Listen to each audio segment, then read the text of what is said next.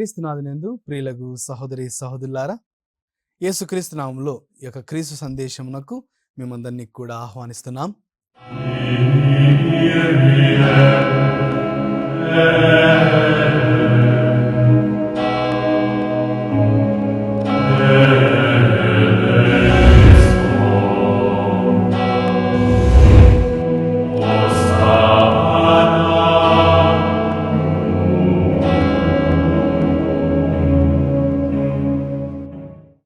ప్రారంభించుకునే ముందు చిన్న ప్రార్థన చేసుకుందాం.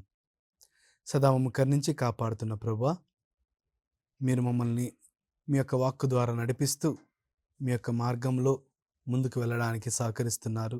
మీకు వందనాలు. వాక్యం ఆలకిస్తున్న ప్రతి ఒక్కరిని మా ధ్యానిస్తుండగా నన్ను దీవించండి.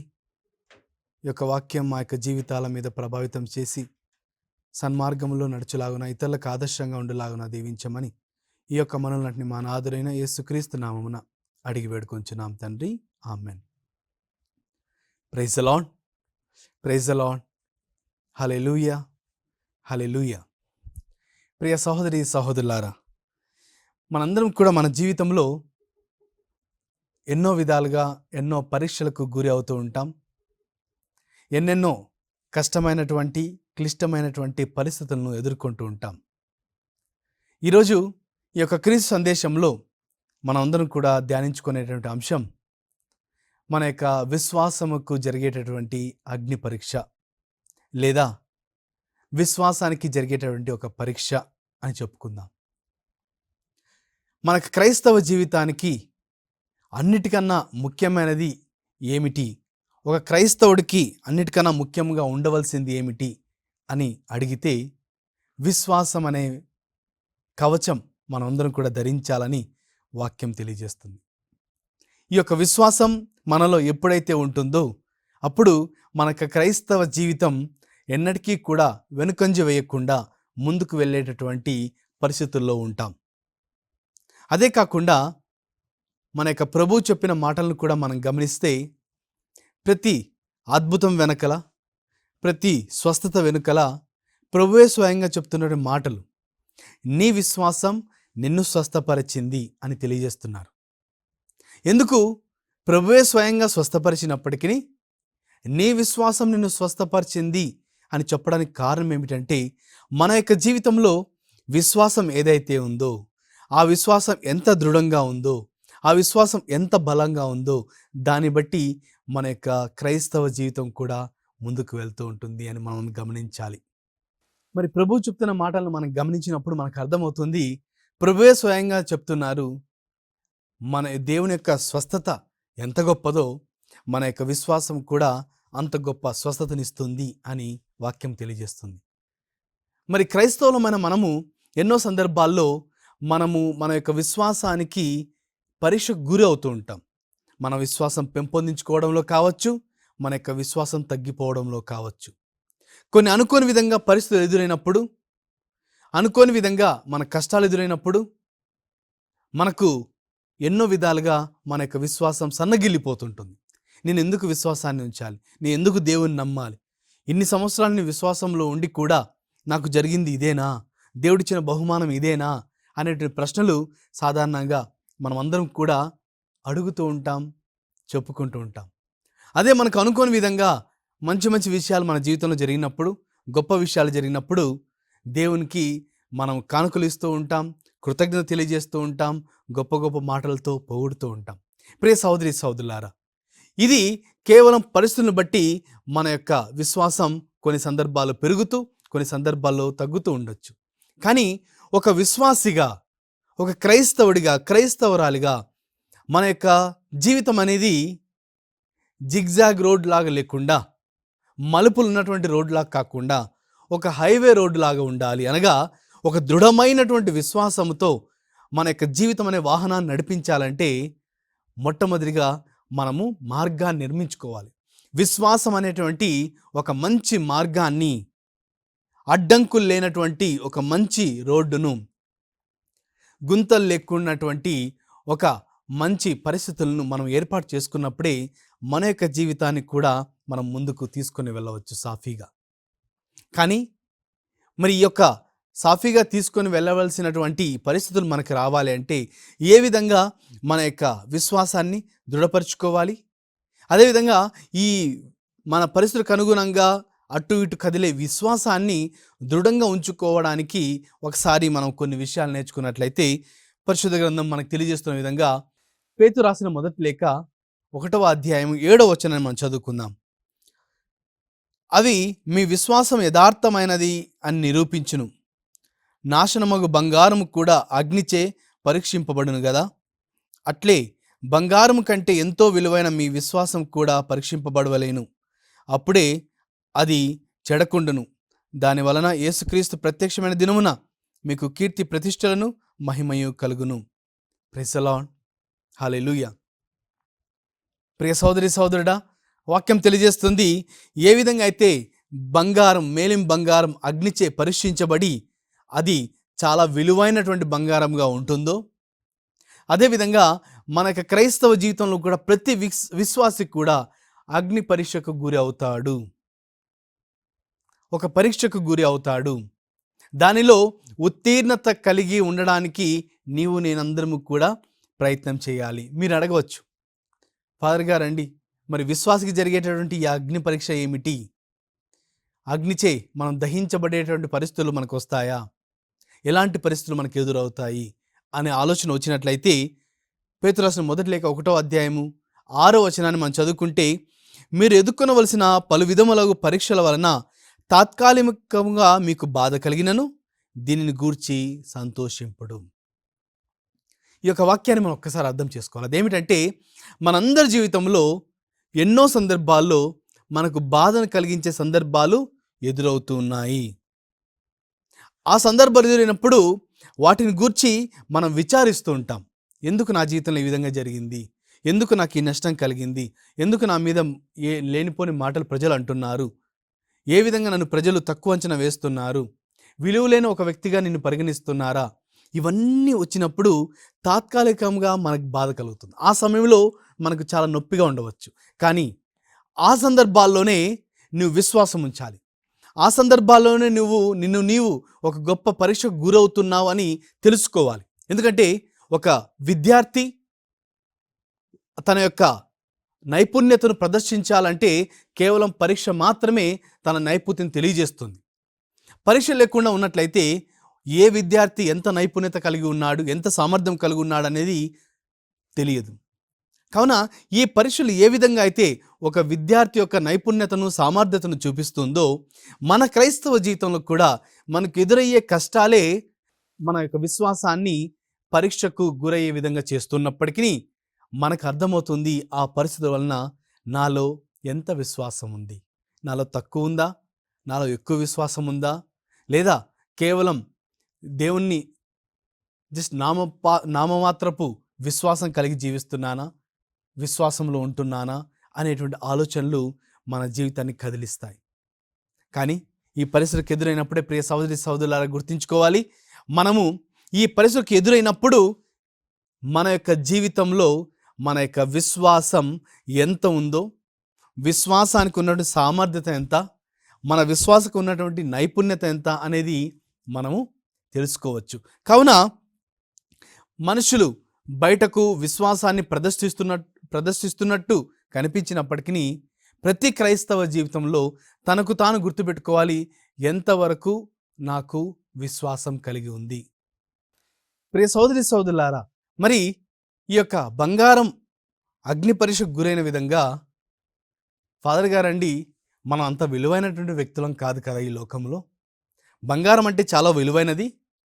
దాన్ని మంచిగా పరీక్షించి అది చక్కనైనటువంటిదా లేదా అది సరైనటువంటిది కాదా అనేది తెలుసుకోవడానికి మాత్రమే అగ్ని పరీక్ష పెడుతూ ఉంటే, మరి మన యొక్క క్రైస్తవ విశ్వాసానికి అంత విలువ ఏముంది?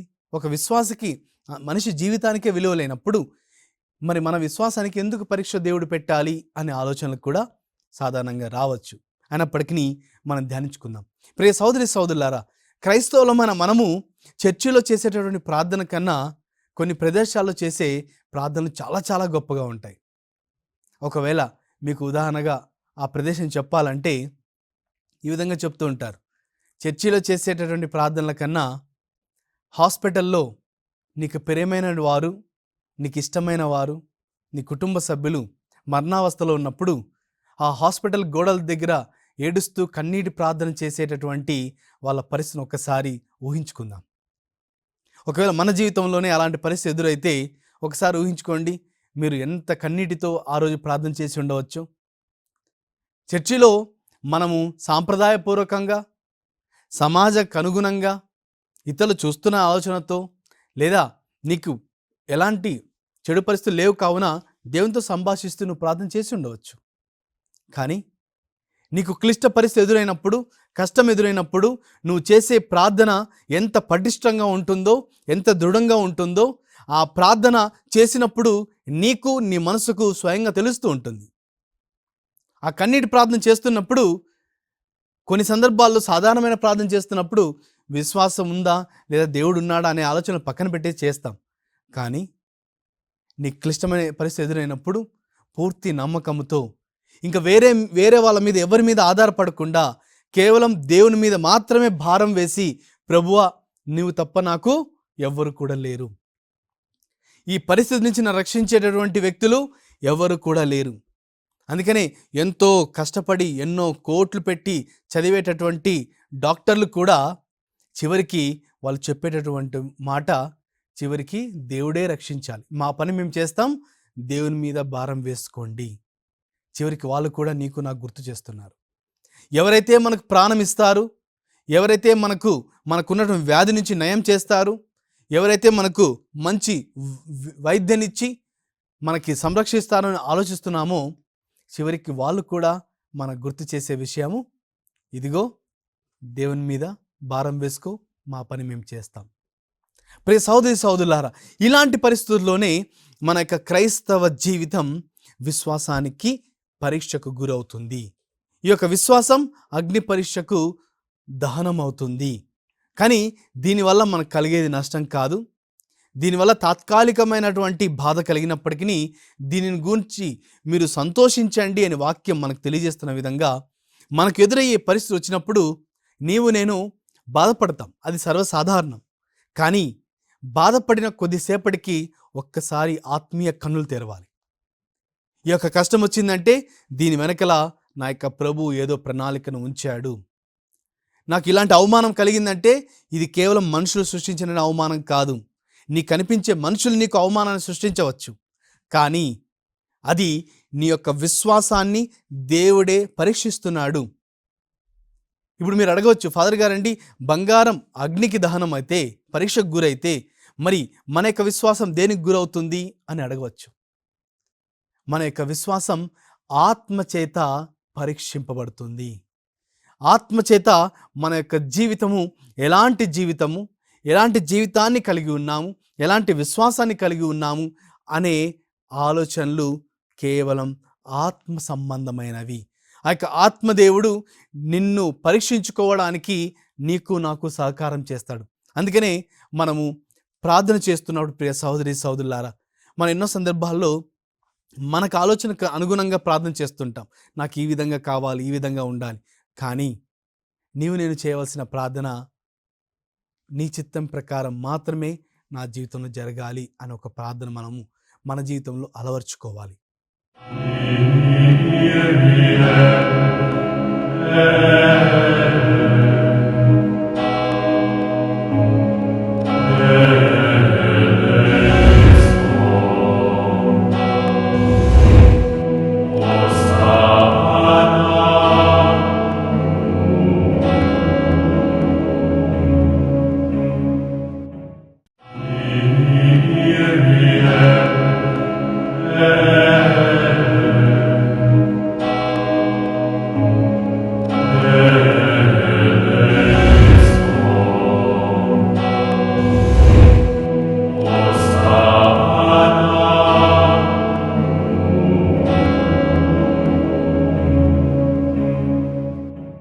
మరి పరిశుద్ధ గ్రంథంలో మనకు ఎంతోమంది ఆ యొక్క విశ్వాస యొక్క పరీక్షకు గురైన విధంగా మనం వింటున్నాం. అలా విధంగా చెప్పుకోవాలంటే మన యొక్క నూతన నిబంధనలో శిష్యులు కావచ్చు, మరి పాత నిబంధనలో అబ్రహాము కానీ, మోషే కానీ, యోబు కానీ, ఈ విధంగా ఎంతోమంది. కానీ ఒక ఉదాహరణ మనం తీసుకుందాం. అది అబ్రహాం.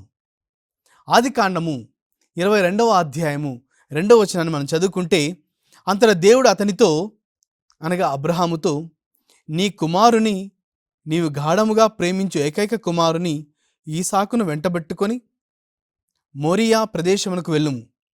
అక్కడ నీకొక కొండను చూపుదును. దాని మీద నీ కుమారుని దహనబలిగా సమర్పింపుము అని చెప్పెను. ప్రియ సహోదరి సహోదరులారా, అబ్రహాముకు జరిగినటువంటి ఈ యొక్క పరీక్ష సాధారణమైన పరీక్ష అయితే కాదు. ఏదో శారీరకమైన రోగము, లేదా ఆర్థికమైనటువంటి అప్పు సమస్యలు, లేకపోతే మానసికమైనటువంటి సమస్యలు కాదు. తన సొంత కుమారుణ్ణి, రక్తం పంచుకొని పుట్టినటువంటి ఏకైక కుమారుని, ఎన్నో సంవత్సరాలు వేచి చూసిన తర్వాత పుట్టినటువంటి ఆ యొక్క కుమారుణ్ణి ఎంతగా అబ్రహాం ప్రేమించింటాడో ఒకసారి గమనించా. అందుకని దేవుడే అంటున్నాడు, నువ్వు గాఢముగా ప్రేమించు ఏకైక కుమారుని వాక్యం తెలియజేస్తుంది. అంటే దేవునికి కూడా తెలుసు ఈ యొక్క అబ్రహాము తన కుమారుణ్ణి ఎంతగా ప్రేమిస్తున్నాడో, ఈసాకును. మరి ఇంతగా ప్రేమిస్తున్నటువంటి తన కుమారుని దానం చేయమని, లేదా తన కుమారుని దహన బలిగా అర్పించమని దేవుడు అడుగుతూ ఉండడం మనకు అవివేకంగా అనిపిస్తుంది. దేవుడు ఇంత కఠినుడా? ఏ విధంగా అడుగుతాడు? తనే ప్రసాదించి ఇన్ని సంవత్సరాల తర్వాత మరి చివరిగా తనే దహన బలిగా అర్పించమని అడగడం, అది ఏదైనా సరైన విధముగా ఉందా అనే ఆలోచన నీకు నాకు వస్తుంది. కానీ ప్రియ సహోదరి సహోదరులారా, అక్కడ దేవునికి తెలుసు అబ్రహాము ఎంతగా తన కుమారుని ప్రేమిస్తున్నాడు. దేవునికి తెలుసు అబ్రహాం తన కుమారుని దహన బలిగా అర్పించాలంటే ఎంత హృదయ వేదనను పొందుకోవాలి. అయినప్పటికీ ప్రియ సహోదరి సహోదరులారా, దేవుని యొక్క ఉద్దేశం తన కుమారుని దహన బలిగా ఇచ్చి అబ్రహామును బాధ పెట్టాలని కాదు. తను చూపించబోతున్నటువంటి వాగ్దాన భూమికి అబ్రహాం వెళ్ళాలి అంటే తన యొక్క విశ్వాసం బలమైనదిగా ఉండాలి, గట్టిదిగా ఉండాలి. కావున తన యొక్క విశ్వాసం దేవుని మీద ఎంత దృఢంగా ఉందో పరీక్షించుకోవడానికి, తను తాను నెమరు వేసుకోవడానికి దేవుడు పెట్టినటువంటి ఒక చిన్న పరీక్ష. ఈ యొక్క పరీక్షలో అబ్రహాము నెగ్గుతాడా లేదా ఓడిపోతాడా అనే ఆలోచనలు దేవునికి ముందుగానే తెలుసు. కానీ ఇక్కడ కలిగినటువంటి యొక్క పరిస్థితి, అబ్రహాము ఓడిపోతే ఈ విధంగా తను శిక్షించాలి, గెలిస్తే ఈ విధంగా గిఫ్ట్ ఇవ్వాలని కాదు. తనకు రాబోతున్న రోజుల్లో జరగబోయే ప్రతి క్లిష్ట పరిస్థితుల నుంచి ముందుగానే తనకు దృఢ సంకల్పంతో ముందుకు వెళ్ళాలి అంటే ఈ యొక్క పరీక్షకు గురి అవ్వాలి. ఎప్పుడైతే ఈ పరీక్షకు గురవుతాడో అప్పుడే రాబోతున్నటువంటి ఎలాంటి పరిస్థితులైనా దేవుడు నాతో ఉన్నాడనేటువంటి దృఢమైన విశ్వాసంతో ముందుకు వెళ్ళగలుగుతాడు. కావున అబ్రహాముకు దేవుడు ఒక గొప్ప పరీక్షను ఉంచుతున్నాడు. ప్రియ సహోదరి సహోదరులారా, ఇది చెప్పుకోవడానికి మాటలతో ఉండొచ్చు, కానీ ఒక్కసారి తల్లిదండ్రులు మీరు ఒకసారి ఊహించుకోనండి, ఒకసారి ధ్యానించండి. ఒకవేళ దేవుడు మీ కలలో కనిపించి నీ యొక్క కుమారుణ్ణి, నువ్వు ప్రేమించే కుమార్తెను దేవునికి దహన బలిగా అర్పించమంటే మనం ఈ రోజుల్లో ఏమంటామో మనకు తెలియదు, కానీ అబ్రహాం తన కుమారుని వెంటబెట్టుకొని వెళ్ళాడండి. మనమైతే నీ వద్దు, నీ విశ్వాసం వద్దు, నీకో దండం, మీ చర్చికో దండం అని వెళ్ళిపోతారేమో. కానీ అబ్రహాం ఆ విధంగా చేయలేదు. అబ్రహాముకి తెలుసు దేవుడే ఇచ్చిన కానుక నేను చివరికి దేవునికి ఇచ్చేయాలి అనే దృఢ నమ్మకంతో వెళ్తున్నాడు. తదుపరి జరిగినటువంటి సంఘటన అంతా కూడా మీకు తెలుసు, దాన్ని నేను మీకు చెప్పడం లేదు. ప్రియ సహోదరి సహోదరులారా, ఆ విధంగా ఈ ఒక్క ఉదాహరణ తీసుకుంటే ఇది కఠినమైనటువంటి పరీక్ష అబ్రహాంకి ఇవ్వబడింది. కానీ అబ్రహాం పరీక్షతో మన యొక్క విశ్వాసాన్ని ఒకసారి ధ్యానించుకుంటే మనకు అంత గట్టి పరీక్షలు జరగడం లేదు. మన జీవితంలో చిన్న చిన్న అవమానాలు, చిన్న చిన్న కష్టాలు, అనుకున్నది జరగకపోవడం, నువ్వు అనుకున్న విధంగా నీకు గౌరవం లభించకపోవడం, లేకపోతే నీ మీద నిందలు వేయడం, ఈ యొక్క చిన్న చిన్న పరిస్థితులకు కూడా మనము ఎంతగానో భయపడిపోతూ ఇంకా నా జీవితం ఏమైపోయింది, నా దేవుడు లేడా అనేటువంటి ఎన్నెన్నో ప్రశ్నలతో మనం ముందుకు వెళ్తుంటాం. కానీ ఈరోజు నేను దృఢమైన విశ్వాసాన్ని కలిగి ఉండాలంటే మన జీవితంలో ఎదురయ్యే ప్రతి అవమానం కూడా మన విశ్వాసానికి జరిగే ఒక పరీక్ష అనుకుందాం. మన జీవితంలో జరిగే ప్రతి ఆర్థిక సమస్యను కూడా దేవుడిస్తున్నటువంటి ఒక పరీక్ష అనుకుందాం. నీకు ఎలాంటి అవమానం వచ్చినా ఇది ఇతరులు ఇస్తున్నటువంటి అవమానం కాదండి, ఇది దేవుడే నాకు పరీక్షకు గురి చేస్తున్నాడు. నా యొక్క విశ్వాసాన్ని నేను ప్రదర్శిస్తాను. ఒకవేళ నా విశ్వాసం సన్నగిల్లినటువంటి విశ్వాసంగా ఉందా, స్వల్పమైన విశ్వాసంగా ఉందా, దాన్ని నేను మెరుగుపరచుకోవడానికి ప్రయత్నం చేస్తాను. దృఢమైన విశ్వాసం కలిగి ఉంటాననే నమ్మకంతో క్రైస్తవులమైన మనం అందరం కూడా ముందుకు వెళ్ళాలి ప్రియ సహోదరి సహోదరులారా. అదేవిధంగా చాలా సందర్భాల్లో సందేహాలతో కూడిన పరీక్ష కూడా జరగవచ్చు. సందేహం అనగా, ఉదాహరణకి ప్రియ సహోదరి సహోదరులారా, కొన్ని పరిస్థితులు ఎదురైనప్పుడు విశ్వాసాన్ని పక్కన పెట్టి మనం ఆలోచిస్తుంటాం, అసలు దేవుడు ఉన్నాడా, దేవుడు ఉంటే ఈ విధంగా ఎందుకు జరగాలి, అన్యాయం ఎందుకు జరగాలి అనేటువంటి ఇలాంటి ఆలోచనలు వచ్చినప్పుడు కూడా మనం పరీక్షకు గురవుతున్నామని మనం గుర్తుపెట్టుకోవాలి. ఎందుకంటే మన యొక్క దేవుడు ఇమ్మానుయేల్గా ఈ లోకానికి వచ్చాడు అనగా దేవుడు మనతో ఉండడానికి వచ్చాడు. అంతేకాదు ఇలాంటి సందర్భాల్లోనే మనకు సందేహం కలగడం అంటే అవిశ్వాసం కలిగి ఉండడం అని అర్థం. కావున మనకు కష్ట పరిస్థితులు వచ్చినప్పుడు మనకు విశ్వాసానికి జరిగే పరీక్ష మనకి ఇప్పుడు అర్థం చేసుకున్నాం. అదేవిధంగా సందేహాలు వచ్చినప్పుడు, ఏ విధంగా అయితే మనకు చిన్నప్పుడు మనకు కొన్ని ప్రశ్నలు వచ్చినప్పుడు, మనకు సందేహాలు వచ్చినప్పుడు మన తల్లిదండ్రులను అడుగుతూ ఉంటాం, ఉపాధ్యాయులను అడుగుతూ ఉంటాం, వారి నుంచి మనం నేర్చుకుంటుంటాం, ఇది ఎందుకు ఇలా జరిగింది, అలా ఎందుకు జరిగింది. అదేవిధంగా మన జీవితంలో సందేహాలు జరిగినప్పుడు కూడా మన యొక్క ఆధ్యాత్మిక గురువులు కావచ్చు, లేకపోతే పెద్దలను కావచ్చు, విశ్వాసంలో బలంగా ఉన్నటువంటి వారిని కూడా మనం కొన్ని సందర్భాల్లో అడిగి తెలుసుకోవచ్చు. ఎందుకంటే ఈ యొక్క సందేహంలో ఉన్నప్పుడే మనకు అవిశ్వాసం ఎక్కువగా ఏర్పడేటువంటి అవకాశం ఉంది. ఈ సందేహాలతోనే మనము విశ్వాసం నుంచి దూరంగా అవిశ్వాసానికి వెళ్తూ ఉంటాం. కావున ఇలాంటి సందేహాలు ఏ సందర్భంలో అయినా వచ్చినా మనకు అది అవిశ్వాసానికి గురి చేస్తాయి అని గుర్తుపెట్టుకోవాలి. మరి అదేవిధంగా మనం మొట్టమొదటిగా ధ్యానించిన విధంగా కష్టాలు, బాధలు, అవమానాలు, ఆర్థిక సమస్యలు ఇవన్నీ కూడా మనకు కలిగినప్పుడు కూడా మన విశ్వాసం సన్నగిల్లిపోయే అవకాశం ఉంది. కావున ప్రియ సహోదరి సహోదరులారా, ఇలాంటి పరిస్థితుల్లో మనం ఉన్నప్పటికీ, ఇవి వచ్చినప్పటికీ, తాత్కాలికంగా మనకు అవమానం, బాధ కలిగినప్పటికీ కొద్దిసేపు ఆగాలి, కొద్దిసేపు ఓపిక కలిగి ఉండాలి. కొద్దిసేపు మనకు ఓపిక కలిగి ఉంటే చాలండి, ఆ యొక్క పరిస్థితి నుంచి దేవుడు త్వరితముగా మనల్ని పైకి లేవనెత్తుతాడు.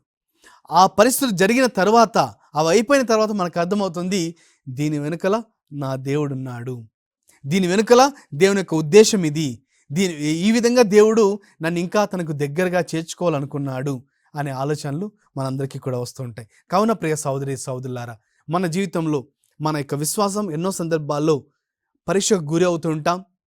కావున ఈ పరీక్షలు ఎన్ని ఎదురైనా నేను ఉత్తీర్ణత పొందేటటువంటి ఒక విశ్వాసిగా, ఒక విద్యార్థిగా ఉంటానని నేను నిర్ణయం తీసుకుందాం. అది మీ కుటుంబ సభ్యులు కావచ్చు, మీకు కావచ్చు, అది ఎవరికైనా కావచ్చు.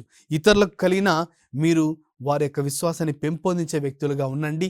ఈ యొక్క పరీక్షల్లో మనం గెలిచి మన యొక్క విశ్వాసాన్ని ఆ యొక్క క్రీస్తు ప్రభువుకు ప్రకటించుకుందాం. అందుకనే దివ్య బలి పూజలో గురువు అంటూ ఉంటారు, ఇది మన విశ్వాస రహస్యము. ఈ యొక్క విశ్వాసం అనేది, ఆ యొక్క రహస్యం ఏదైతే ఉందో, ప్రభు మళ్ళీ తిరిగి వస్తాడని, మరణించి ఉత్థానుడయ్యాడని, ఆ యొక్క విశ్వాసంతో పాటు మన యొక్క వ్యక్తిగత విశ్వాసంలో కూడా నేను బలంగా ఉన్నానా లేదా అని నీ యొక్క వ్యక్తిగత విశ్వాసాన్ని దేవునికి ప్రకటిస్తూ ఉండండి. ప్రభువా, ఎలాంటి పరిస్థితి అయినా నేను నీలో విశ్వాసం కలిగి ఉంటాను, నేను దృఢమైన వ్యక్తిగా ఉంటాను, నాకెంత నష్టం వచ్చినా తిరిగి నీ చెంతకే వస్తాను, ఎంతమంది అవమానం పరిచినా నేను నీతోనే ఉంటాను అనేటువంటి ఈ యొక్క విశ్వాసాన్ని నేను ప్రకటించవలసి ఉంటుంది. కావున ప్రియ సహోదరి సహోదరులారా, చివరిగా చిన్న ప్రార్థన చేసుకుందాం. ఓ ప్రభువా, మా యొక్క జీవితాల్లో ఎన్నో సందర్భాల్లో మా యొక్క విశ్వాసం పరీక్షకు గురయ్యే అవకాశాలు మీరు ఇస్తున్నప్పటికీ మేము స్వల్ప విశ్వాసంతో జీవిస్తున్నాం. మరి ఈరోజు వాక్యం ద్వారా మా అందరికీ కూడా అధిక విశ్వాసంతో, గొప్ప విశ్వాసంతో ఏ విధంగా జీవించాలో మాకు నేర్పించి ఉన్నారు. వాక్యం ఆలకించిన వారందరినీ, వారి కుటుంబ సభ్యులను మీరు విశ్వాసంతో నింపి దీవించమని ప్రార్థిస్తున్నాం. ఈ యొక్క మనల్ని మా నాథుడైన యేసుక్రీస్తు నామమున అడిగి వేడుకొంచున్నాం తండ్రి, ఆమెన్. ప్రియ సహోదరి సహోదరులారా, వచ్చే వారం ఇదే అంశం మీద ఇంకొక ఉదాహరణతో మన వాక్యాన్ని ధ్యానించుకుందాం. దేవుడు మిమ్మల్ని అందరినీ కూడా దీవించును గాక. May God bless all of you.